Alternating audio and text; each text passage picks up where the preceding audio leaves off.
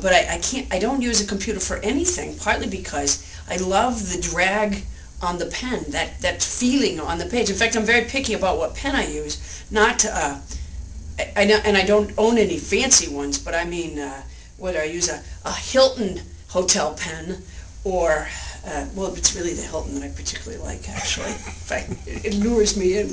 I would stay at a really bad Hilton just to get the pen. My book, which is called There's Nothing in This Book That I Meant to Say, which took me 9 years to write, in part because I wrote it with a pen, had a tremendous amount of drag on it. So my book is a series of biographies of towering historic figures, and in the telling of their story, I tell my own.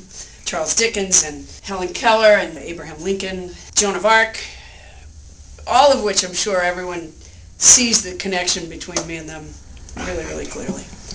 Can you give me a little preview of what you're talking about at PLA? I wish I knew.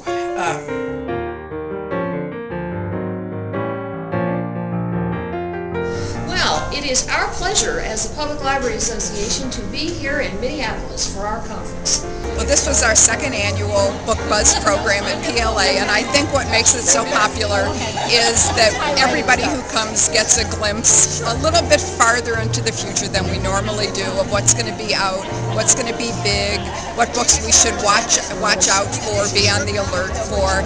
For me, it's all about books. Yes. My name is John Wood. I'm the founder and CEO of Room to Read, and I'm going to talk today about my desire to set up at least 20,000 libraries across the developing world and the poorest parts of the world where kids have never really had access to books before. And Room to Read's goal is to establish libraries serving at least 10 million kids by the year 2020 across the developing world. So I'm excited today to be telling everybody in the audience about that goal. We're talking about green buildings, literacy, children's programs, adult programs.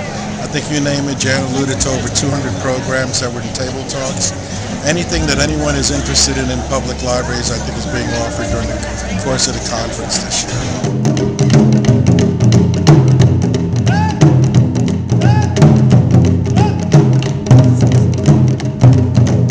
Well, I think it was a really exceptional conference, and the most exciting part, I think, was an opportunity to sort of think outside the box, to challenge ourselves, to encourage risk-taking behaviors, thinking about things in new ways. It was just a wonderful conversation among our colleagues to get some ideas out that perhaps we hadn't thought about before.